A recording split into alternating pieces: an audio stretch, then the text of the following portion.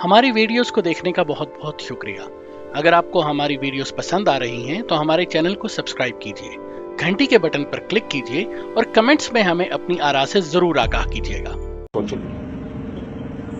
میں اگر شام کے حالات دیکھوں، میں اگر لیبیا کے حالات دیکھوں، میں اگر عراق کے حالات دیکھوں، عراقی فوج کے ساتھ میں نے خود نوکری کی ہوئی ہے جی، بہت تگڑی فوج تھی۔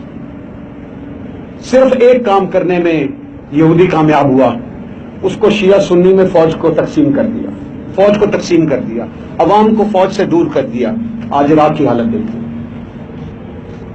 باقی جن ملکوں کا میں نے نام لیا، ماشاءاللہ آپ سب تعلیم یافتہ باشعور پڑھے لکھے لوگ، آپ سب سمجھتے ہیں وہاں کیا ہو رہا ہے۔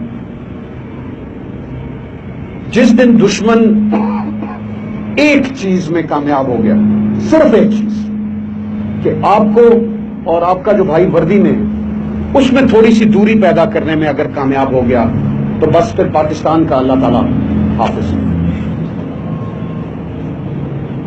آپ کی یہ فوج یاد رکھیے گا، کچھ بھی نہیں ہے اپنی قوم کے بغیر۔ میرے بھائی، ہمارے بچے نوجوان جو یہاں کھڑے ہیں، امید ہے آپ سب خیریت سے ہوں گے۔ تمام دیکھنے اور سننے والوں کو السلام علیکم۔ ابھی جو آپ کو میں نے کلپ دکھایا، یہ ہمارے ایک فوجی افسر، لگتا ایسے ہے جیسے قبائلی علاقوں میں جب آپریشنز ہو رہے تھے تو ان آپریشنز کے بعد جو کامیابی حاصل کی ہمارے فوجی جوانوں نے، پاکستان فوج کے جوانوں نے، تو انہوں نے ان میں سے ایک افسر نے جو ہے قبائلی عمائدین سے یا جو وہاں کے لوکل لوگ تھے ان کے ساتھ یہ تقریر کی۔ محسوس کچھ ایسا ہوتا ہے، بہت اچھی تقریر تھی۔ یقیناً آپ لوگوں کے جذبہ ایمانی کو جھنجھوڑ دیا ہوگا اور انہوں نے جگا دیا ہوگا، اور ہمارے جو فوجی جوان ہیں ان کی قربانیوں سے کسی کو انکار بھی نہیں ہے۔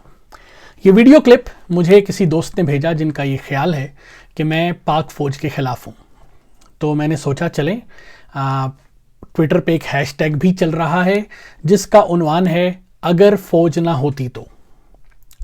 بات تو درست ہے، اگر فوج نہ ہوتی تو شاید جس طرح سے انہوں نے بھی تذکرہ کیا کہ پاکستان کا حال شام، لیبیا، عراق، یمن، مصر اور اس طرح کے بہت سے دیگر مسلمان ممالک ہیں ان جیسا ہو جاتا۔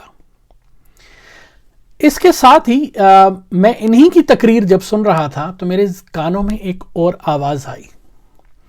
انہوں نے کہا کہ دشمن آپ کو اور آپ کے وردی والے بھائی کو علیحدہ کرنا چاہتا ہے۔ بالکل صحیح کہا انہوں نے۔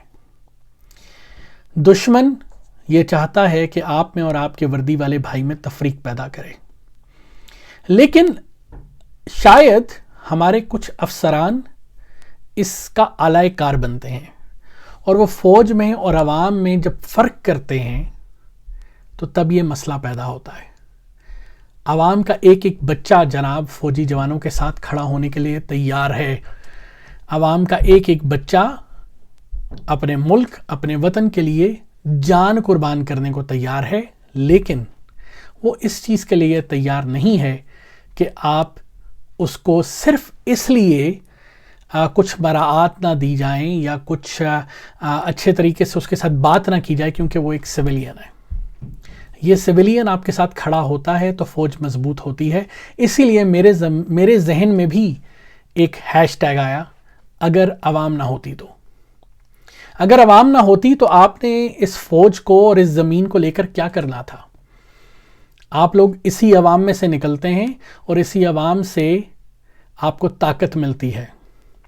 جن ملکوں کا جناب آپ نے نام لیا، شام، لیبیا، عراق، مصر، یمن، آپ نے خود کہا عراق کی فوج بہت تگڑی تھی، لیکن آپ نے ایک بات تو بیان کی کہ ان کو توڑا گیا شیعہ اور سنی میں، جناب ان کو عوام سے بھی دور کیا گیا۔ صدام جو کہ خود ایک فوجی تھا، اس نے جب اپنی عوام پہ ظلم کرنا شروع کیا اور جب امریکی فوج عراق میں داخل ہوئی تو انہی عوام نے صدام کے مجسموں پہ جوتے برسائے۔ عوام کو اپنے سے دور مت کیجیے اور یہ ذہن میں رکھیے کہ اگر عوام نہ ہوتی تو اس فوج کا کوئی فائدہ نہیں تھا. تو فوج اور عوام کا ساتھ ساتھ چلنا، یہ پٹڑی کے دو ٹریکس ہیں جنہیں ساتھ میں چلنا ضروری ہے. تو ان کو ساتھ چلائیے. مجھے اس افسر کی جو باتیں ہیں وہ سن کے اچھا لگا، کیونکہ انہوں نے سیم ایگزیکٹ یہی بات کی ہے کہ عوام کو اور فوج کو ساتھ چلنا ہے، لیکن اس کی ذمہ داری صرف عوام پر نہیں ہے جناب، اس کی ذمہ داری آپ فوجی حضرات پر بھی ہے. آپ کو بھی اسی ذمہ داری کے ساتھ اپنے سویلین بھائی کو عزت بخشنی ہے. اگر آپ اپنے ایک عام سویلین بھائی کو عزت نہیں بخشیں گے تو جناب سویلین بھی آپ کو کبھی عزت نہیں بخشے گا. کچھ لوگ ہو سکتا ہے نعرے لگائیں کیونکہ انہیں شاید آپ سے کچھ مراعات یا فائدے مل رہے ہوں، لیکن ہر سویلین اس بارے میں نہیں سوچے گا. تو انہوں نے ایک اور بڑی زبردست بات کی. انہوں نے کہا یہ جنگ ہم نے اور آپ نے مل کے لڑی ہے.